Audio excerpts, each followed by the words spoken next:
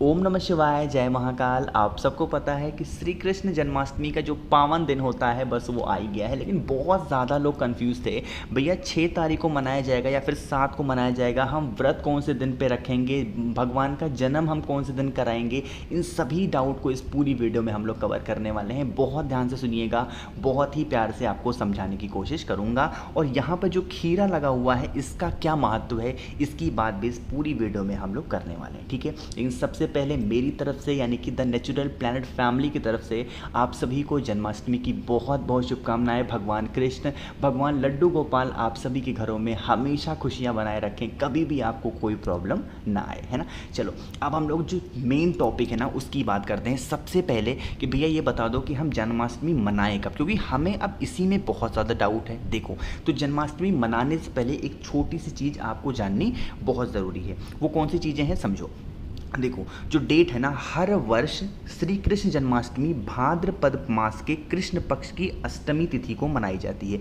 यानी कि भाद्र का महीना चल रहा है और आने वाली अष्टमी को ही कब मनाया जाएगा, जन्माष्टमी का पावन पर्व। लेकिन यहाँ पर बहुत ज़्यादा डाउट है। सबसे पहले नियम समझो कि भगवान श्री कृष्ण का आधी रात को जन्म हुआ था, इसीलिए हम लोग मनाते हैं जन्माष्टमी का पर्व। लेकिन एक यहाँ पर डाउट होता है, भैया बताओ कि हम मनाए कौन से दिन, ये बात तो बता ही नहीं रहे हो। देखो, भाद्र पक्ष कृष्ण अष्टमी तिथि 4 सितंबर को दोपहर 3:37 से प्रारंभ होगी।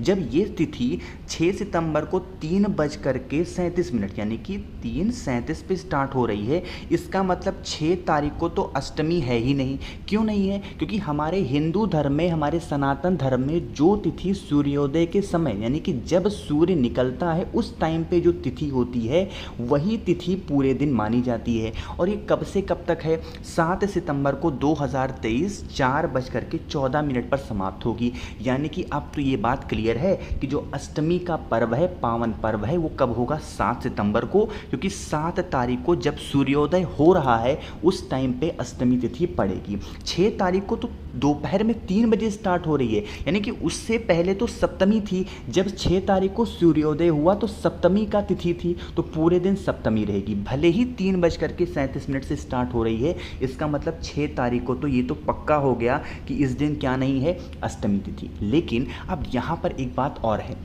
और वो बात है कि भैया 6 को हम व्रत रहेंगे या 7 को रहेंगे। अब यहाँ पर डाउट समझो। देखो, इस बार ऐसा क्या हो रहा है कि जो भगवान श्री कृष्ण की जन्मस्थली मानी जाती है वो मथुरा है, आपको पता है। तो मथुरा में बहुत भयंकर तरीके से, बहुत भव्य तरीके से जन्माष्टमी मनाई जाती है। हर इंसान के मुख पे राधे राधे होता है। तो वहाँ पर जो जन्माष्टमी का पर्व मनाया जाएगा वो 6 तारीख को मनाया जाएगा। अब क्यों मनाया जा रहा है, वहाँ पर क्या ही नियम है, क्या सिस्टम है, मुझे नहीं पता, लेकिन वहाँ पर 6 तारीख को मनाया जा रहा है। अब बहुत सारी जगहों पर 7 तारीख को मनाया जाएगा। कोई भी कैलेंडर उठा करके आप देख लो जो हमारे हिंदू धर्म के हैं, वहां पर 7 तारीख को ही दिखाया जाएगा। क्यों? क्योंकि जो अष्टमी तिथि होती है वो सूर्योदय के समय होगी और 7 तारीख को ही अष्टमी तिथि होती है, ठीक है। तो इसलिए जो जन्माष्टमी का पर्व है वो 7 सितंबर यहाँ पे फिक्स होता है। अब ये होगी, भैया आप दोनों बता रहे हो कि मथुरा में 6 को मनाया जाएगा, बाकी जगहों पे 7 को मनाया जा रहा है, तो ये तो अपनी अपनी श्रद्धा, अपनी अपनी आस्था का विषय है। मैंने आपको दोनों चीज़ें बताई कि मथुरा में 6 तारीख को मनाया जा रहा है और जो आम जन लोग हैं वो 7 तारीख को मना रहे हैं। लेकिन आपका एक कर्तव्य बनता है। कौन सा कर्तव्य? कि जो भी पंडित जी, जो भी ब्राह्मण देवता आपके घर में आ रहे हैं, एक बार उनसे भी आप कंसर्न ज़रूर करेंगे कि पंडित जी ये बता दो कि जो हम लोग कृष्ण जन्माष्टमी होगी वो हम कौन से दिन रहेंगे, व्रत हम कौन से दिन रहेंगे। व्रत वाली बात तो मैं ही आपको बता दे रहा हूँ कि अगर आप भगवान का जन्म 6 तारीख को रात में 12 बजे कर रहे हैं तो व्रत आपको 6 तारीख को रहना होगा और पारण आपको 7 को कर लेना है। लेकिन अगर आप ये मानते हैं कि नहीं भैया अष्टमी तो 7 को पड़ रही है तो हम तो व्रत जन्म कब करेंगे, 7 तारीख को, तो आपको व्रत रहना होगा 7 को और जो पारण करोगे वो 8 को। दोनों चीज़ें हैं। बट एक बार क्लियर, मैं आपसे पर्सनल रिक्वेस्ट करता हूँ कि जो आपके यहाँ ब्राह्मण जी आते हैं, जो पंडित जी आते हैं, उनका सबसे पहला मतलब आपका जो दायित्व होता है, आपका जो कर्तव्य होता है, उनके प्रति सबसे पहले है।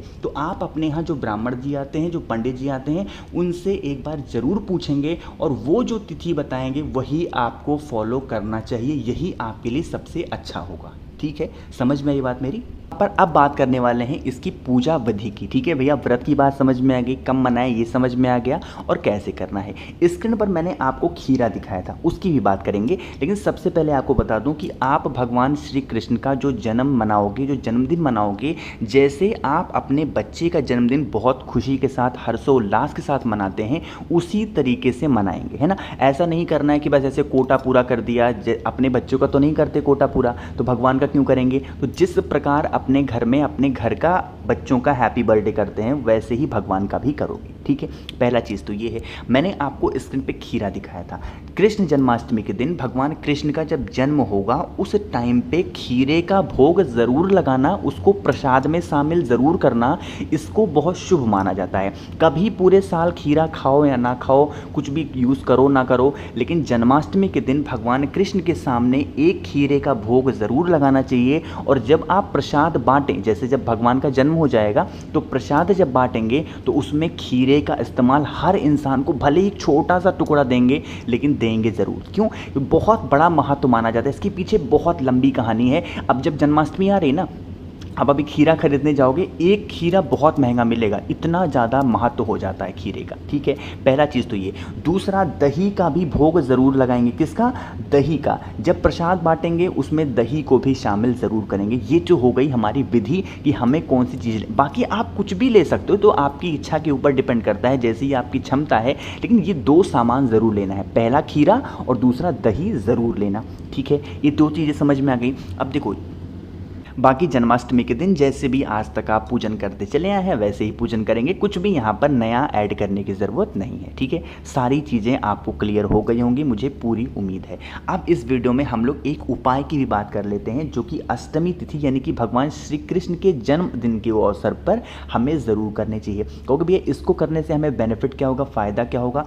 कई फ़ायदे हैं। पहला तो ये फ़ायदा है कि आपके घर में अगर कोई नेगेटिव एनर्जी होगी, नकारात्मक ऊर्जाएँ हमेशा घुसी रहती हैं, तो वो खत्म हो जाएंगी। दूसरा, अगर आपके घर में लड़ाई बहुत ज़्यादा होती है तो वो खत्म हो जाएगी। आपसी प्रेम नहीं है तो वो भी बहुत ज़्यादा बढ़ेगा। ठीक है, उस कंडीशन में आपको क्या करना है, ऐसे लेना होगा एक कटोरी में दूध। अब कटोरी चूज़ करने सबसे अच्छी बात होगी कि अगर आपके पास में चांदी की कटोरी है तब तो वो आप ले लोगे, बहुत अच्छा होगा। लेकिन अगर चांदी की कटोरी नहीं है तो बिल्कुल परेशान नहीं होना है, कोई भी कटोरी लेना और उसमें ले लेना दूध, और दूध होना चाहिए कच्चा दूध, गऊ माता का यानी कि गाय का कच्चा दूध। ठीक है, ले लिया।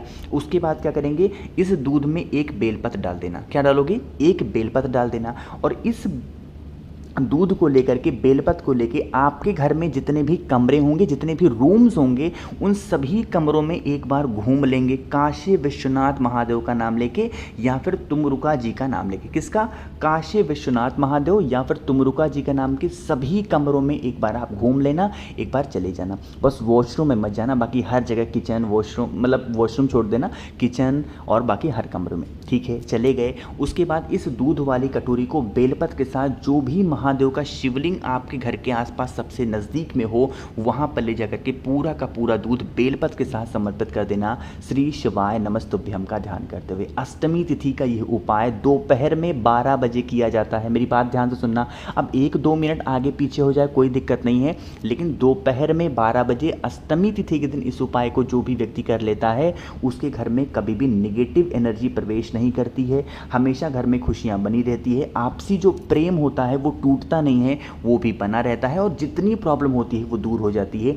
ये ताकत होती है जन्माष्टमी तिथि पर जो भी व्यक्ति दोपहर में 12 बजे इस तरीके से उपाय को कर लेता है। बात आई समझ में? तो इन सभी उपाय को ज़रूर करिएगा। मैंने कोशिश की आप सभी को जन्माष्टमी के अवसर पे जो भी करना था आपको मैंने बता दिया कि कब मनाएंगे, 6 को मनाएं या 7 को मनाएं, क्या इसके पीछे रीज़न होता है, क्यों मना रहे हैं 6 को, क्यों मना रहे हैं 7 को, सारे डाउट आपके दूर कर दिए हैं। अभी भी आपको कुछ पूछना हो, नहीं समझ में आया, नीचे कमेंट सेक्शन में पूछिएगा, मैं पूरी कोशिश करूंगा रिप्लाई करने की। जितने भी भाई बहन मेरी आवाज़ पहली बार सुन रहे हैं तो चैनल को सब्सक्राइब करेंगे, और हाँ, वीडियो को लाइक ज़रूर किया करिए। ओम नमः शिवाय, जय महाकाल।